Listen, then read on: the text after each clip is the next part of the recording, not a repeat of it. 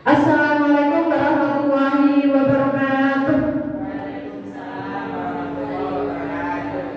Yang terhormat Ibu Tri Suci SPDSD selaku Kepala SD Negeri 1 Kabupaten Banten, yang saya hormati Bapak Ibu guru beserta staf, saya mengucapkan terima kasih karena Bapak Ibu semua berkenan hadir dalam mengikuti kegiatan diseminasi menyebarkan pemahaman dan penerapan pengalaman budaya positif bersama saya Dwi Murdiati, calon guru penggerak angkatan 9 SD Negeri 1 Peternakan Kabupaten Grobogan. Untuk memulai kegiatan hari ini agar berjalan dengan lancar, kita buka dengan bacaan basmalah. Bismillahirrahmanirrahim. Kegiatan yang selanjutnya yaitu sambutan dari Ibu Tri Suci SPDSD.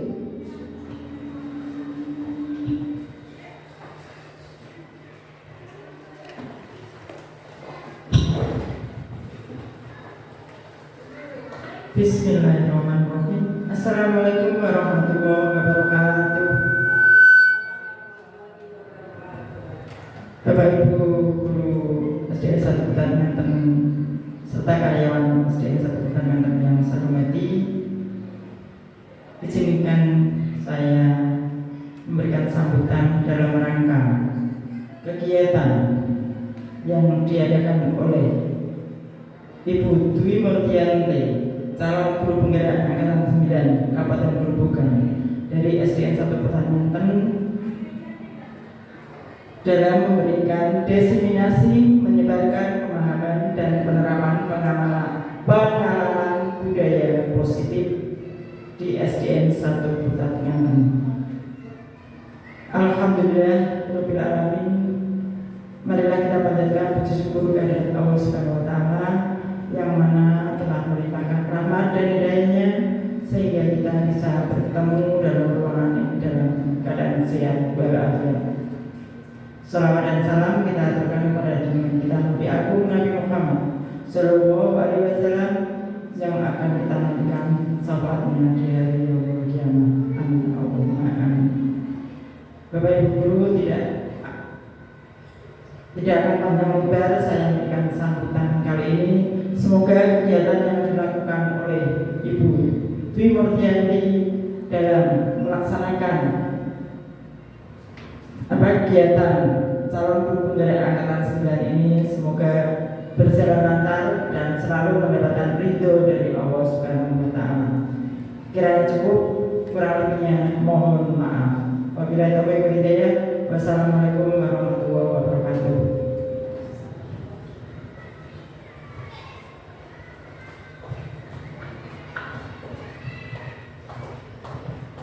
Kegiatan selanjutnya agar lebih semangat kita explain dulu ya Bapak Ibu. Silakan boleh berdiri kemudian maju ke depan semuanya ya. Kita explain sini nggak apa-apa. Berpasang-pasangan pas ya ini. Berpasang-pasangan monggo. Bu Dino dengan Bu Tri Suci boleh. Yuk. Bah. Sama-sama.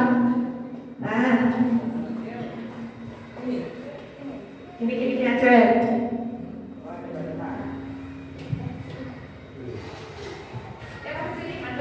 Dokter Bu Ati.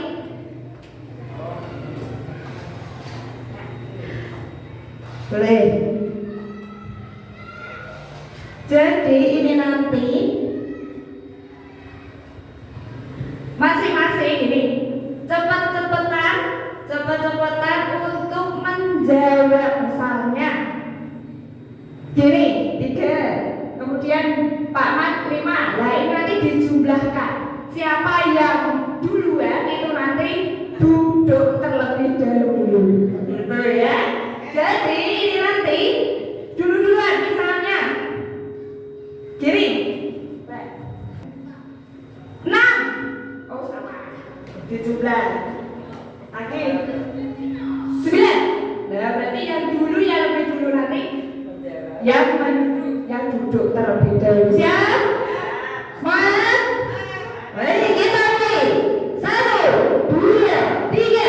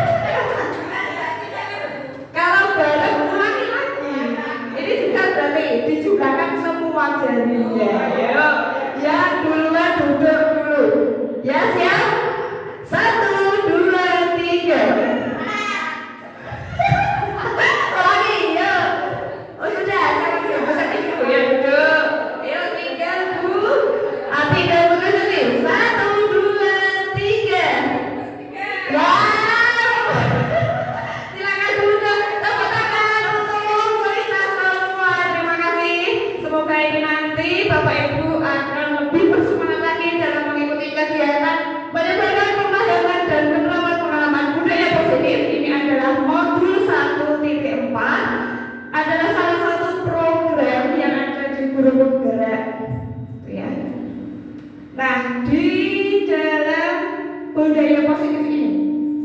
Kira-kira ketika saya berbicara budaya positif, apa yang ada di benak Bapak Ibu? Pembiasaan baik. Pembiasaan baik, boleh Bu Nino. Apa lagi? Berprasangka baik. Berprasangka baik, betul. Itu adalah salah satu contoh budaya positif yang perlu kita terapkan di sekolah. Apakah budaya positif ini sangat penting untuk diterapkan? Nah, penting sekali, betul. Jika penting berarti tidak hanya kita sendiri yang merasakan budaya positif itu.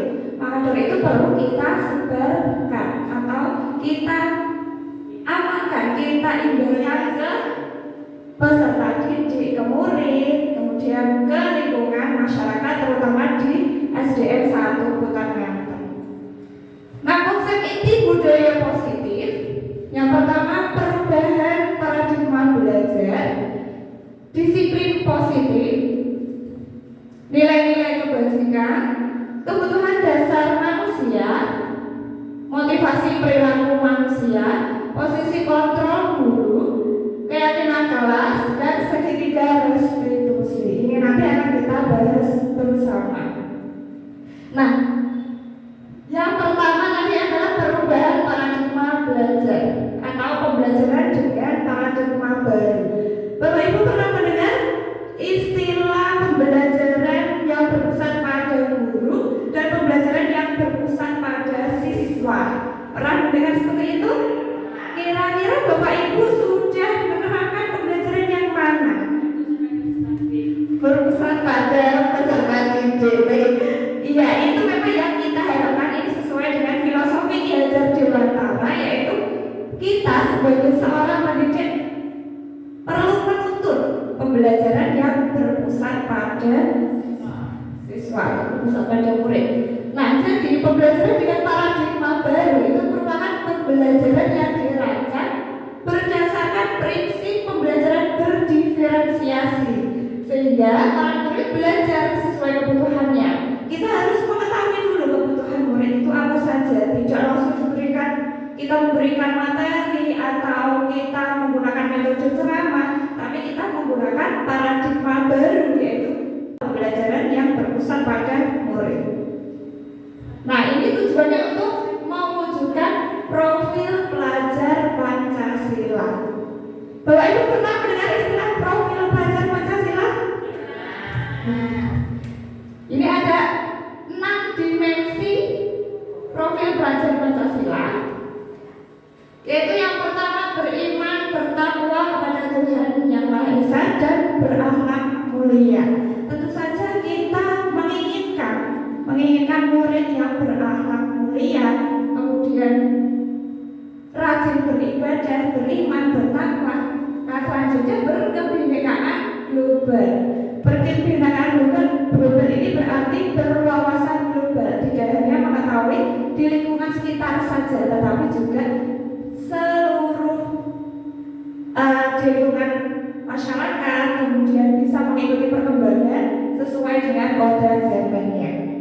Nah, selanjutnya bergotong royong. Bergotong royong ini tidak hanya kerja bakti saja atau bersih-bersih di dalamnya itu, tapi kegiatan seperti diskusi di kelas, kemudian kerja kelompok itu juga termasuk gotong royong. Selanjutnya yaitu kreatif. Kreatif itu berarti anak-anak mampu memunculkan ide baru. Dia bisa mengikuti perkembangan zaman. Ya, tidak hanya stuck di situ saja. Kemudian bernalar kritis, berarti mampu berpikir kritis. Nah, sedangkan mandiri itu berarti anak-anak memang benar-benar mandiri. Misalnya untuk kelas rendah biasanya ke kamar mandi pasti takut ya Bapak Ibu. Nah, itu berarti kita latih agar anak-anak mampu mandiri, ke kamar mandi sendiri, kemudian mengerjakan tugasnya sendiri, bertanggung jawab. Itu tadi dalam satu kelompok itu termasuk mandiri. Nah, 6 dimensi ini yang kita harapkan nantinya dapat terwujud pada murid kita. Jadi ada miskonsepsi tentang teori kontrol.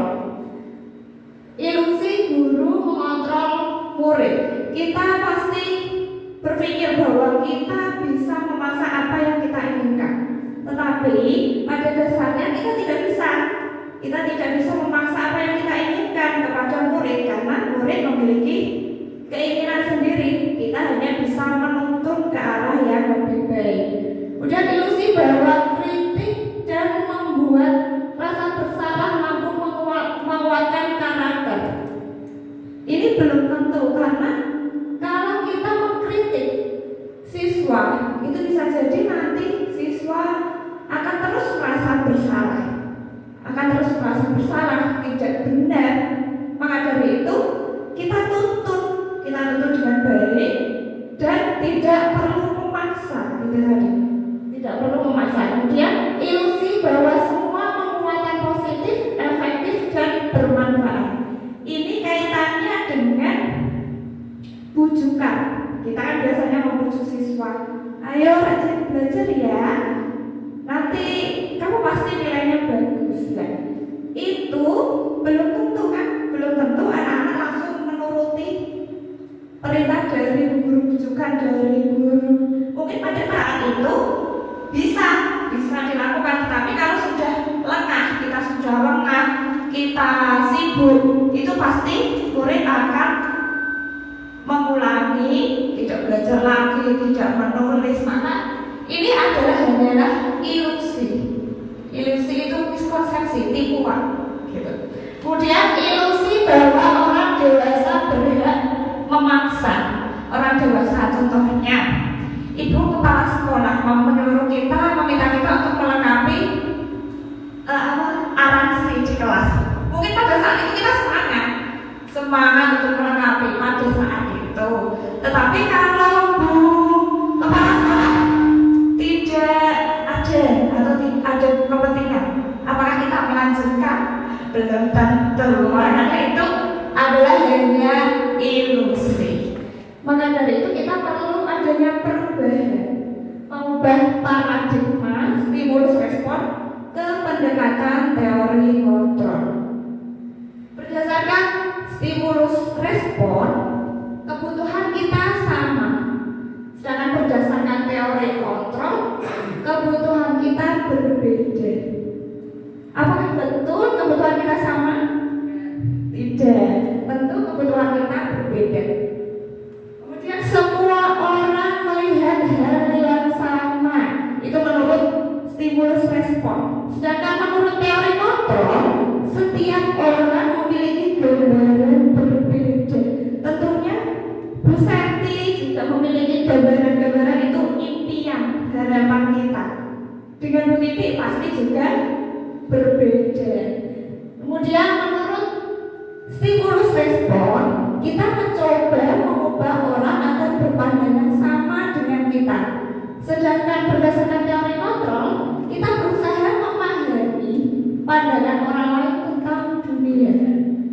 Nah ini, kita tentu tidak bisa mengubah orang agar berpandangan sama dengan kita, itu tidak bisa. Tetapi kita yang berusaha memahami pandangan orang lain. Nah, perilaku buruk dilihat sebagai suatu kesalahan, itu berdasarkan stimulus respon. Berdasarkan teori kontrol, semua perilaku memiliki tujuan sama. Semua perilaku itu pasti memiliki tujuan.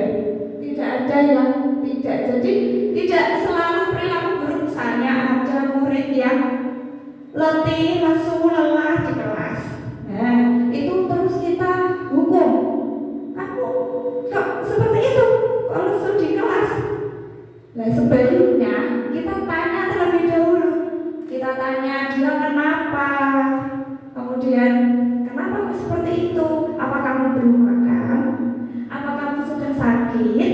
Nah, itu perlu kita tanya. Kemudian berdasarkan stimulus respon, orang lain bisa mengontrol saya. Sedangkan berdasarkan teori kontrol, hanya Anda yang bisa mengontrol diri Anda.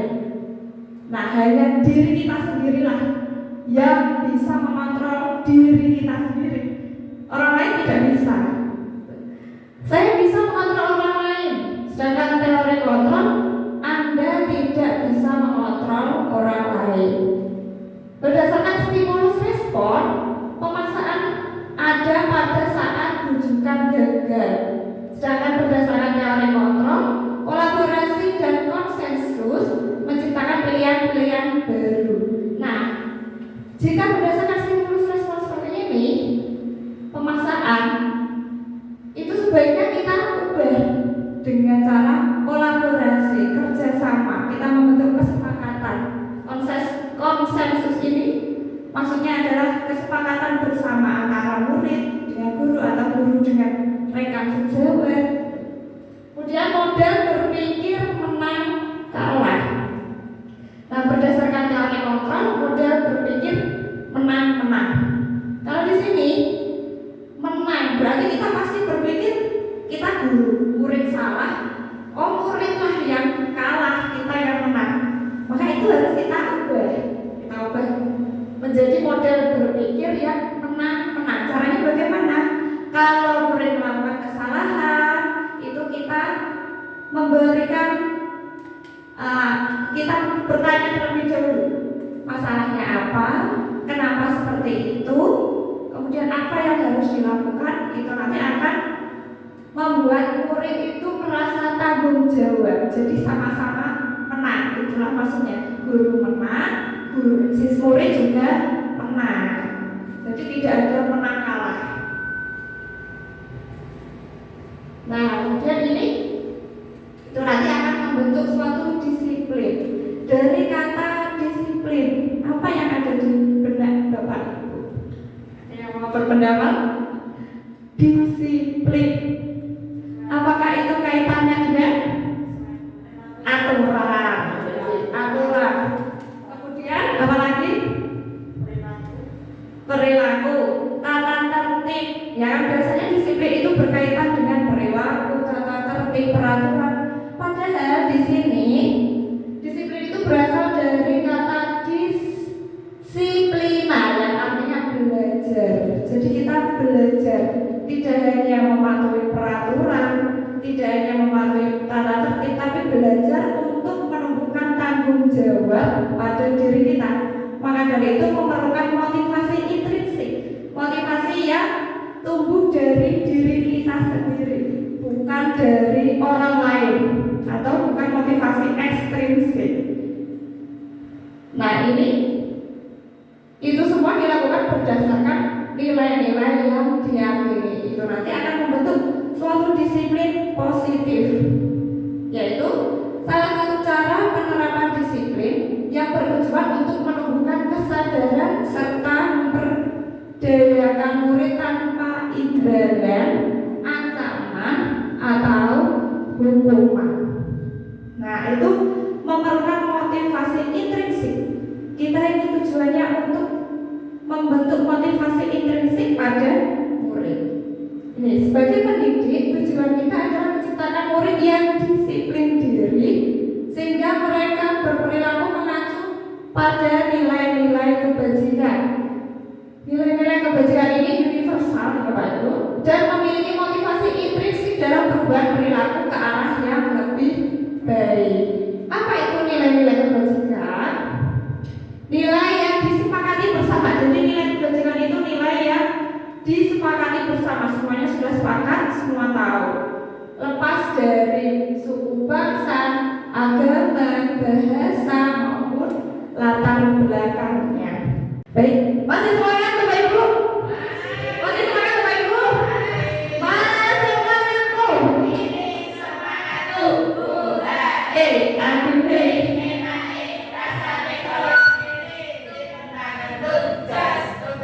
Aduh terima kasih. Semoga masih semangat ya. Ini adalah contoh nilai-nilai kebajikan yang saya ambil dari 3 organisasi, yaitu Profil Belajar Pancasila. Salah satunya yang tadi saya sudah sebutkan. Ini beriman dan bertakwa pada Tuhan Yang Maha Esa dan berakhlak mulia, berkebinekaan global, gotong royong, mandiri, kreatif, dan bernalar kritis. Kemudian organisasi yang kedua yaitu keterampilan hidup. Ini dapat dipercaya tidak merendahkan orang lain dan memberikan yang terbaik dari diri. Yang Ibu Primary Extrovert ini toleransi, rasa hormat, integritas, mandiri, menghargai, antusias, empati, ada keinginan tahuan, kreativitas, kerjasama, percaya diri, dan komitmen. Ini adalah nilai-nilai kebajikan yang tentunya nilai tersebut semuanya baik. Semuanya baik. Nah, kita sudah sampai ke kebutuhan dasar manusia. Pasti diri saya pun juga membutuhkan ada kebutuhan dasar. Teman-teman Bapak Ibu juga memiliki kebutuhan dasar. Nah, apa itu kebutuhan dasar? Kebutuhan dasar manusia adalah segala sesuatu yang kita lakukan untuk mendapatkan apa yang kita inginkan. Semua yang kita lakukan memiliki tujuan. Semua tindakan terbaik yang kita lakukan dalam rangka memenuhi kebutuhan kita. Nah, semuanya pasti memiliki kebutuhan dasar. Kebutuhan dasar itu ternyata ada 5, Bapak Ibu. Yang pertama, kebutuhan untuk bertahan hidup. Ini seperti makan, minum, kesehatan, tempat tinggal. Seperti contohnya ketika kita ada di dalam kelas, murid kita lesu, letih, lelah. Nah, itu jangan langsung dihukum. Seperti yang sudah saya sampaikan tadi, jangan langsung dihukum. Tapi kita tanya terlebih dahulu, apa yang terjadi, alasannya kenapa, apakah belum makan, apakah sakit. Kita tanya terlebih dahulu, jangan langsung dihukum, ya. Kemudian kebutuhan cinta dan kasih sayang. Cinta dan kasih sayang ini tidak hanya berkaitan dengan pasangan laki-laki dan perempuan saja, tetapi bisa murid dengan guru, guru dengan rekan sejawat. Nah, ini meliputi ingin diperhatikan, kemudian ingin diterima, kerjasama, berbagi. Ini merupakan cinta dan kasih sayang. Contohnya, misal kita membentuk kelompok di kelas, kita berdiskusi di kelas, murid kita bentuk kelompok, misalnya satu kelompok ada 5 anak, ada satu anak yang ternyata dia menyendiri. Nah, kita tanya, kenapa kok menyendiri? Saya tidak teman akrabnya dia, jadi saya disingkirkan. Nah, itu berarti dia kebutuhan dasarnya belum terpenuhi karena dia tidak diterima dalam satu kelompok. Berarti kebutuhan cinta dan kasih sayangnya belum terpenuhi. Selanjutnya, kebebasan. Kebebasan ini ada bermacam-macam, yaitu dia itu bisa mencoba hal baru, dia ingin mencoba hal baru, kemudian dia bisa mandiri, bisa mengandalkan dirinya sendiri, mengendalikan dirinya sendiri. Seperti contoh, ketika kita di dalam kelas, karena kita ikutnya kelas. Nah, itu ada gaya belajar murid yang berbeda-beda. Ada yang tahu? Ada gaya belajar audiovisual. Berarti anak tersebut itu bisa mendengarkan dan juga melihat. Dia ingin mendengar sekaligus melihat. Kemudian ada gaya belajar audio dan kinestetik. Jadi kita memberikan kebebasan kepada anak. Kita tidak selalu memberikan materi yang hanya suara saja, atau kita tidak hanya belajar di dalam kelas. Itu kan gaya belajar anak ada yang kinestetik. Kita ubah, misalnya pembelajaran di luar kelas. Nah, itu nanti anak-anak tidak merasa terkekang, tidak merasa terkurung. Nah, berarti kebutuhan dasar manusia kalau seperti itu sudah terpenuhi kebebasannya. Kemudian kesenangan. Kesenangan berarti anak itu butuh bermain, murid butuh bermain, tertawa. Nah, ketika kita memberikan materi sebenarnya tidak selalu sepaneng, tapi ajak untuk bernyanyi atau bercerita yang lucu-lucu, itu akan terpenuhi kebutuhan dasar manusia, yaitu kesenangan. Mengajak siswa untuk ekspresi Silakan Bapak Ibu boleh berdiri sebentar. Silakan maju. Atau di situ saja nggak apa-apa. Situ saja nggak apa-apa. Kita ajak bernyanyi terlebih dahulu, ya. Contohnya, yang ini namanya siapa? Nama saya Ibu Nino. Bu Nino siap belajar, Bu Nino siap di sini. Bu Nino sudah cantik atau ganteng? Cantik. Apa betul? Iya. Kita bernyanyi terlebih dahulu. Kita ajak siswa untuk tertawa terlebih dahulu. Nah, selanjutnya konsentrasi. Kalau saya bilang itu berarti nanti Bapak Ibu menjawab konsentrasi dimulai. Sambil tepuk ya Bapak Ibu. Akan lebih semangat lagi. Ini contoh kita memenuhi kebutuhan dasar manusia atau kebutuhan dasar murid itu, yaitu kesenangan. Konsentrasi.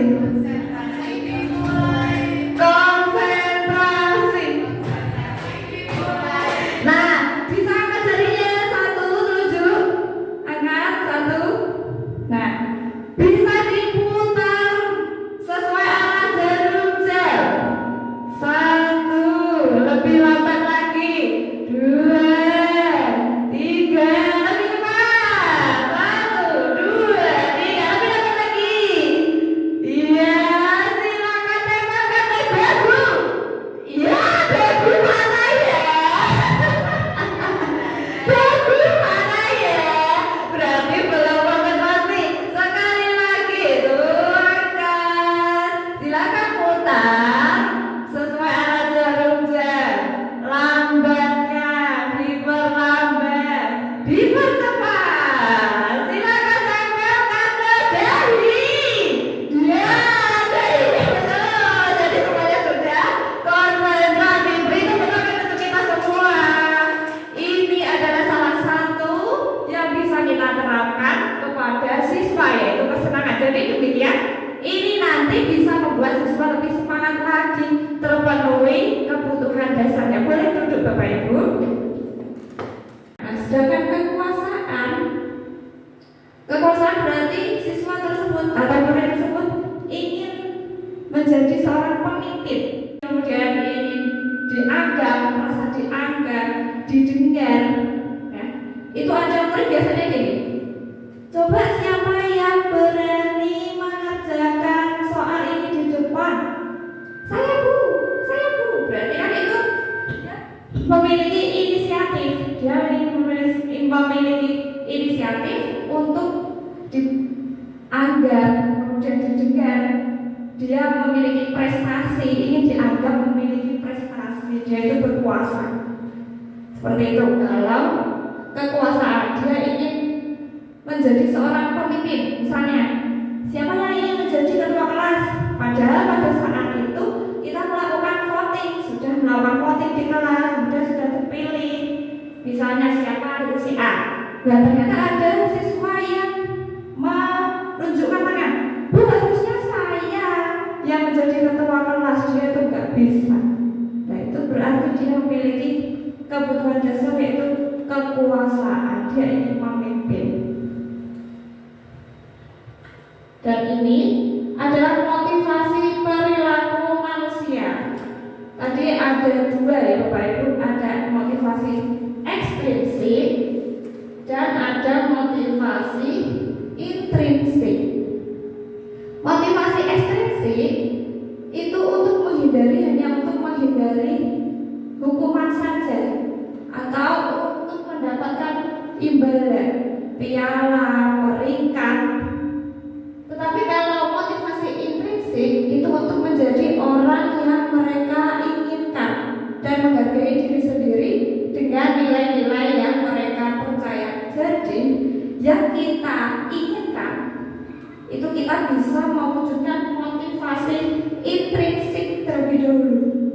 Itu yang paling utama. Karena apa? Jika hanya motivasi ekstrinsik yang kita utamakan, maka ketika kita lengah, ketika kita tidak fokus dengan siswa, siswa akan melakukan hal yang sama.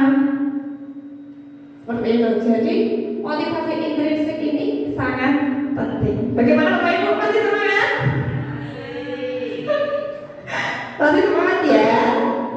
Ini ada 3 istilah hukuman, konsekuensi, dan restitusi. Mungkin jika hukuman dan konsekuensi ini Bapak Ibu sudah tidak asing ya. Tetapi kalau restitusi itu ini juga saya baru mendengar, ternyata ada kata restitusi. Kalau hukuman itu tidak terencana atau tiba-tiba. Misalnya ada siswa yang tidak memakai atribut ketika upacara misalnya. Kemudian kita hukum, kamu nanti lari ya atau berdiri di depan kelas selama 1 jam. Nah itu tidak terencana atau tiba-tiba. Murid tidak tahu apa yang akan terjadi atau apa yang tidak dilibatkan. Kemudian bersifat satu arah, hanya dari guru saja. Dan hukuman itu bisa berupa fisik atau berupa psikis. Kalau fisik berarti diminta untuk lari, diminta untuk berdiri, diminta untuk membersihkan halaman. Tapi kalau psikis itu berarti ucapan yang memang menyakiti hati, tapi itu dihindari. Kita sebagai guru dihindari ya, karena agar murid itu bisa tidak selalu merasa salah. Kalau konsekuensi itu terencana atau disepakati sesuai aturan, misalnya tidak mengerjakan PR. Nanti konsekuensinya atau sanksinya adalah mengerjakan 10 soal gitu misalnya. Nah itu sudah terencana dan sudah disepakati. Kemudian murid tetap dibuat tidak nyaman. Sikap guru selalu memonitor murid. Jadi kalau hukuman itu tidak terencana, kalau konsekuensi terencana. Nah, sedangkan restitusi itu proses menciptakan kondisi bagi murid untuk memperbaiki kesalahan. Proses kolaboratif yang mengajarkan murid untuk mencari solusi sendiri. Jadi, ketika murid melakukan kesalahan, kita tanya terlebih dahulu agar murid tersebut bisa menemukan solusi yang terbaik. Itu. Nah, ini ada posisi kontrol guru. Ada 5 posisi kontrol guru ya Bapak Ibu. Yang pertama penghukum, pembuat rasa bersalah, teman, pemantau atau manajer. Nah, dari 5 posisi kontrol ini, kira-kira Bapak Ibu berada di posisi apa? Manajer. Ya. Terus ada lagi pemantau. Terus ada lagi teman. Ya. 5 posisi kontrol ini memang perlu kita ketahui, perlu kita pahami. Ada sebagai penghukum, pembuat rasa bersalah, teman, pemantau, manajer. Ini contoh penerapan 5 posisi kontrol. Contoh kasusnya, siswa tidak memakai atribut lengkap saat upacara bendera. Nih, kalau penghukum berarti kan tadi ada hukuman fisik dan hukuman psikis. Kalau seperti ini kata-katanya, hormat pada bendera selama 1 jam. Berarti ini fisik atau psikis? Fisik. Ini merupakan posisi kontrol penghukum. Kemudian berapa kali Bapak Ibu harus memberitahu kamu selalu saja mengecewakan Bapak Ibu. Ini adalah pembuat merasa bersalah karena menggunakan bahasa yang pelan, yang lembut, lirih. Jadi murid akan merasa bersalah.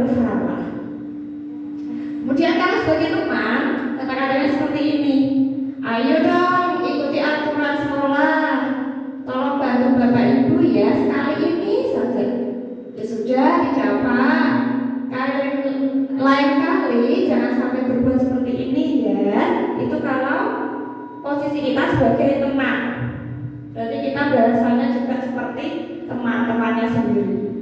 Nah, kalau pemantau, kamu sudah melanggar aturan sekolah, kamu tahu konsekuensinya. Setelah upacara kamu beli atribusi koperasi, jangan diulangi lagi ya. Kalau pemantau seperti ini, jadi mungkin sebelumnya sudah ada kesepakatan yang tidak memakai atribut, nanti beli di koperasi atau bagaimana, itu posisi kita sebagai pemantau. Nah, yang terakhir ini adalah posisi kita sebagai manajer. Manajer berarti kita tanya terlebih dahulu, apakah kamu tahu kesalahanmu? Kira-kira bagaimana kamu memperbaiki kesalahanmu? Nah, ini adalah posisi kontrol yang paling ideal dari semua posisi kontrol guru, yaitu menjadi manajer. Kita tidak langsung menghukum, tetapi kita tanya dulu kesalahannya, kemudian kira-kira bagaimana memperbaikinya. Jadi anak tersebut mau atau berkenan untuk memperbaiki kesalahannya dan mencari solusinya itu sendiri. Ini melatih siswa agar siswa itu memiliki rasa tanggung jawab. Jadi inilah posisi kontrol guru yang paling ideal, yaitu manajer. Nah, sampai sini ada pertanyaan? Tidak ada. Baik. Kalau tidak ada berarti ini, coba. Kalau seperti ini, saya kecewa sekali dengan kamu. Ini termasuk posisi kontrol sebagai. Coba dikatakan. Ya, betul. Membuat rasa bersalah. Kemudian, yang selanjutnya, kamu tidak pernah benar melakukannya. Berarti ini termasuk posisi. Tahu nggak Ibu? Apa ini? Kamu tidak pernah benar melakukannya. Penghukum, coba kita cek. Ya benar. Jadi ini adalah satu posisi penghukum. Kemudian apa rencanamu untuk menyelesaikan masalah ini? Manajer, coba kita cek. Ya betul, ini manajer. Selanjutnya, ayolah lakukan ini demi Bapak Ibu. Teman, coba kita cek. Betul, teman. Selanjutnya, apa kamu tidak akan pernah mendapatkan nilai jika tidak mengerjakan tugas? Berarti ini apa? Coba kita cek. Ya betul, ini adalah pemantau. Sudah jelas coba Ibu? Sudah jelas semuanya. Nah, ini salah satu posisi guru. Tadi ada 5 ya. Kemudian kita membuat keyakinan kelas. Mengapa keyakinan kelas? Mengapa bukan peraturan kelas? Dari dulu sampai sekarang itu pasti peraturan kelas. Baru kali ini mendengar keyakinan kelas. Nah, kenapa demikian? Ada yang bisa memberikan pendapat? Jadi yakin dikerjakan. Nah, boleh. Kita tujuannya adalah memunculkan motivasi intrinsik murid. Jadi kita membantu siswa untuk yakin. Kita yakin dulu. Kalau peraturan pasti anak melakukan, tetapi di lain waktu pasti mengulangi lagi. Maka dari itu kita membuat keyakinan. Kita yakin. Kita meyakini dulu. Kita membuat keyakinan kelas. Nah, pembentukan keyakinan kelas itu bersifat abstrak, merupakan pernyataan universal, dibuat dalam pernyataan positif. Jadi kalau keyakinan kelas tidak ada kata jangan membuang sampah sembarangan, jangan ada kata jangan, tetapi sebenarnya buanglah sampah pada tempatnya. Kemudian tidak dilarang berbicara kotor. Berarti harusnya keyakinan kelasnya berbicara yang baik, betul. Jadi intinya kalau kita biasanya menggunakan peraturan kelas itu ada kata dilarang, jangan, tidak boleh, kita ubah menjadi pernyataan yang positif seperti tadi, membuang sampah di tempat sampah atau berbicara yang sopan dan santun. Jadi dinilai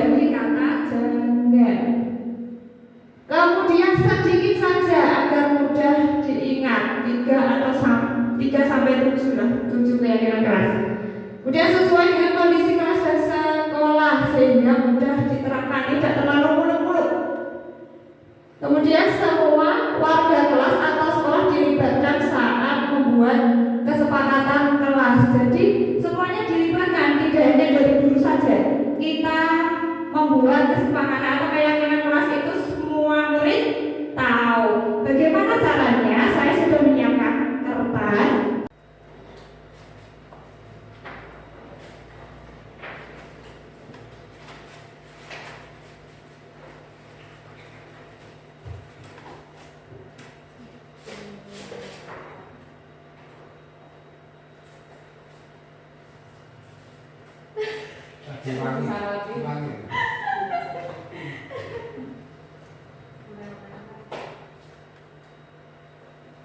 Dan ini ya, cara membuat keyakinan kelas sebetulnya mudah. Cukup dengan kertas ini ya. Salah satu caranya kertas. Ada yang bisa membantu? Terima kasih Bu Nino. Nah, kertas ini nanti untuk tempat tempel keyakinan kelas. Jadi siswa nanti diberikan sticky note, ditulis keyakinan apa yang diinginkan. Ini nanti satu-satu gitu. Kemudian dikumpulkan, setelah itu ditempel satu-satu di sini, gitu. Nah, setelah itu kita sebagai guru tidak bisa mengambil semuanya, tetapi kita pilih terlebih dahulu mana yang sesuai. Nah, setelah dipilih, barulah ditata. Ya, misalnya ini dari si A diambil. Ya, seperti ini misalnya, ini sampai berapa itu kita ambil 3 sampai 7 keyakinan boleh. Nah, setelah ini terbentuk dan semua sepakat, kita membutuhkan tanda tangan. Tanda tangan dari siapa itu? Dari murid, karena kita fokusnya ke keyakinan kelas. Terima kasih Bu Nino. Jangan lupa untuk ditandatangani karena itu sebagai wujud bahwa semua anggota kelas setuju dengan keyakinan yang kita sepakati. Seperti itu. Tanpa adanya tanda tangan dari murid atau guru, murid beserta guru, itu keyakinan kelas pasti bisa dilanggar lagi. Jadi membutuhkan tanda tangan.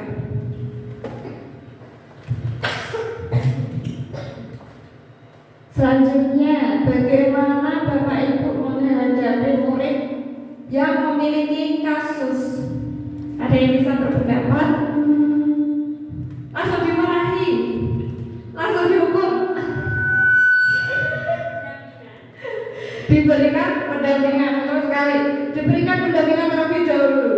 Nah, maka dari itu kita bisa menggunakan metode segitiga restitusi. Kita bisa menggunakan segitiga restitusi. Apa itu? Suatu proses dialog yang dijalankan oleh guru agar dapat menghasilkan murid yang mandiri dan bertanggung jawab. Dengan adanya kegiatan segitiga restitusi ini, murid akan lebih bertanggung jawab. Tidak hanya merasa nanti takut dihukum, nanti dapat imbalan atau sebagainya, tetapi kita tanya terlebih dahulu. Nah, ini tahapannya segitiga restitusi. Yang pertama, menstabilkan identitas. Setiap orang pasti pernah melakukan kesalahan. Itu contohnya, contoh kata-katanya. Jadi murid yang melakukan pelanggaran ini tadi dipanggil, kita berdiskusi, berdialog bersama murid dengan kata-kata seperti ini. Kalau yang pertama, setiap orang pasti pernah melakukan kesalahan, contohnya seperti itu. Kemudian kamu bukan satu-satunya yang pernah melakukan kesalahan ini, atau kita tidak sempurna, pasti pernah melakukan kesalahan, atau bu guru juga pernah melakukan seperti itu. Jadi kita menenangkan situasi terlebih dahulu, tidak langsung dicecar dengan pertanyaan-pertanyaan yang rumit. Tahap selanjutnya yang salah. Itu kita bisa memberikan pertanyaan. Kamu tentunya punya alasan mengapa melakukan itu. Adakah cara yang lebih efektif untuk mendapatkan apa yang kamu butuhkan? Jadi kita tetap lembut terhadap anak. Selanjutnya, menanyakan keyakinan. Menanyakan keyakinan pada anak. Kita mengingatkan kembali keyakinan kelas apa yang telah kita sepakati. Kamu ingin menjadi orang seperti apa? Nah, itu tahapan yang terakhir. Jadi kita tidak langsung memberikan hukuman atau sanksi, tapi kita bantu terlebih dahulu agar anak tersebut bisa menyelesaikan solusinya, bisa mencari solusinya sehingga anak bertanggung jawab dengan kesalahan yang dia lakukan. Nah, ini adalah contoh penerapan budaya positif. Ini misalnya ada kegiatan bekerja sama, kemudian ada kegiatan berdoa. Ini berdoa sebelum pembelajaran. Ini salah satu budaya positif. Mas, topiknya Mas.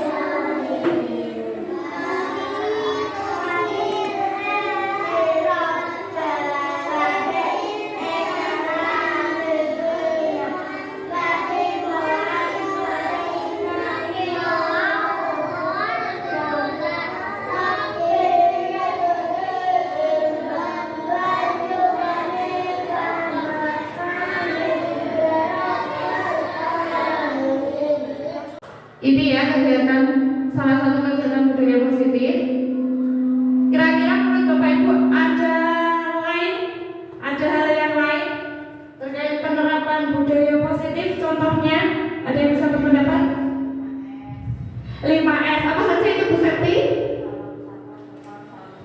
Ya, itu juga bisa. Itu merupakan budaya positif yang perlu kita terapkan. Terus ada lagi yang mau berpendapat?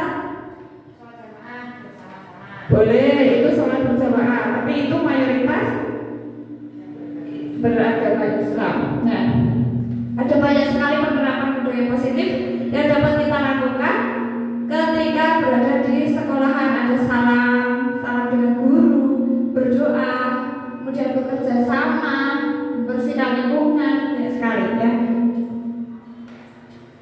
Nah, ini contoh penerapan segitiga restitusi. Jangan, Bu Guru tahu semua pernah melakukan kesalahan. Bu Guru juga sama. Bu Guru juga pernah melakukan kesalahan. Nah, Bu Guru ingin bertanya, hari ini apakah kamu tahu hari ini hari apa? Hari Senin, Bu. Ya. Nanti kenapa kamu baris di tempat khusus murid yang melakukan pelanggaran ketika upacara? Tadi karena saya tidak memakai ikat pinggangku dan tali sepatu saya berwarna putih. Pasti kamu memiliki alasan kenapa kamu melakukan hal tersebut. Ya Bu, maaf, saya salah. Tadi saya terburu-buru tidak sempat memakai ikat pinggang dan tali sepatu saya lupa belum sempat saya pakai karena kemarin dicuci. Ya, semua pasti pernah lupa, dan itu hal yang wajar. Tapi apakah semalam tidak kamu persiapkan? Tidak Bu, semalam saya bermain dengan teman-teman dan tidak menyiapkan seragam. Baik ya, Dan, kamu patut bangga karena kamu telah mengakui kesalahan kamu. Saya salah karena tidak memperhatikan pakaian yang saya gunakan. Nah, kalau demikian, apa yang sebaiknya kamu lakukan untuk memperbaiki kesalahan kamu, Dana? Bagaimana jika saya pulang untuk mengambil ikat pinggang dan tali sepatu? Apakah rumah kamu dekat dari sekolah? Jauh Bu, ketika 10 menit bersepeda. Lalu langkah apa yang paling tepat, Dana?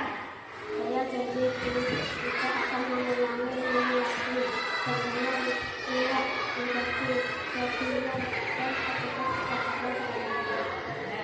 Bagus sekali, Dana. Ibu setuju dan mendukung pendapat kamu. terima kasih Bu. Jadi, sama-sama sekarang kamu bisa mengendalikan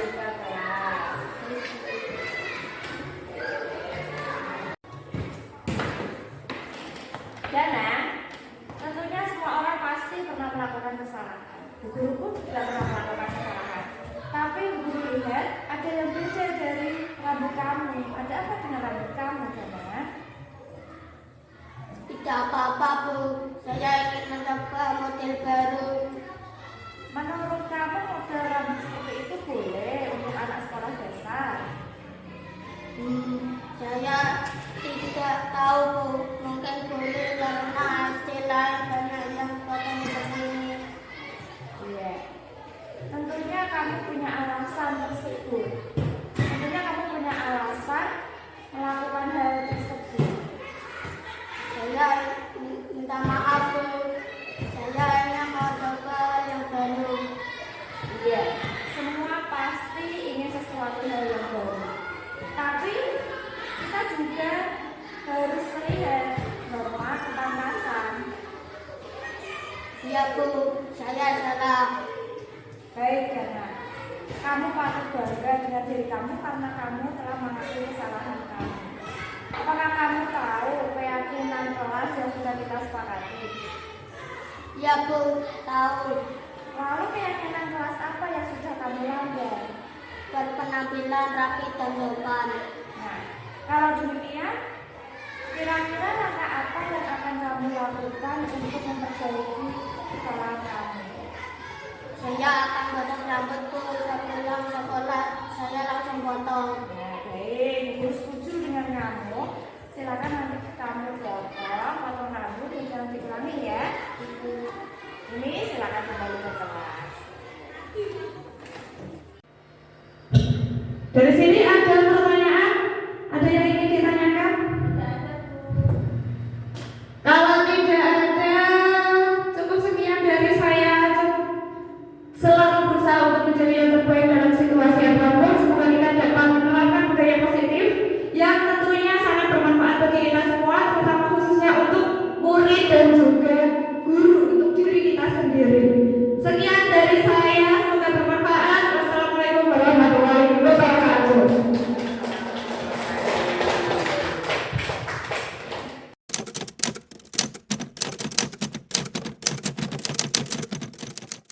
Assalamualaikum warahmatullahi wabarakatuh.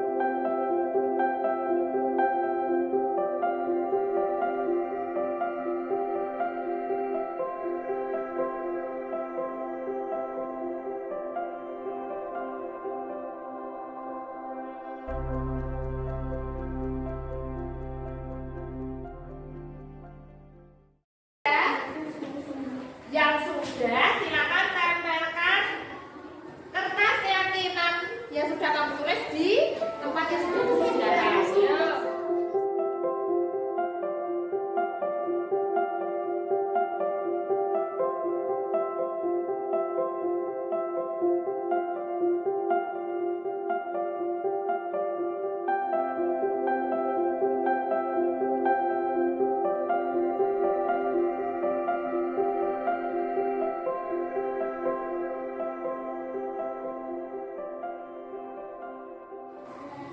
Sudah semua? Sudah. Kamu sudah menulis keyakinan kelas sesuai dengan hari kamu, ya kan? Apa? Sesuai dengan hari kamu. Tapi ini nanti akan Bu Guru pilih dulu, ya. Pilih dulu pasti ada yang sama. Kita pilih 3 sampai 7 keyakinan, ya. Kita pilih dulu ya.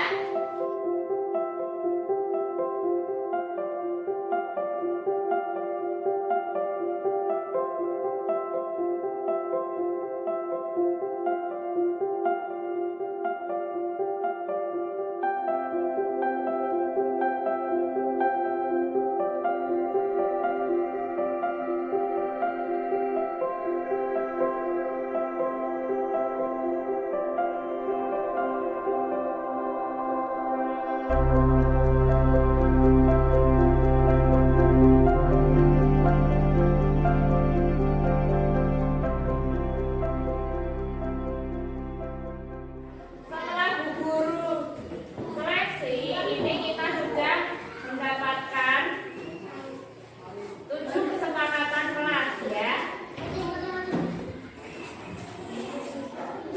Nah, sebagai tanda kalau kalian menyetujui maka nanti kita tanda tangan satu-satu. Tanda tangan itu tandanya kamu menyepakati kesepakatan yang sudah dibuat, artinya kamu setuju dan sepakat. Jadi ini ya, ada bersikap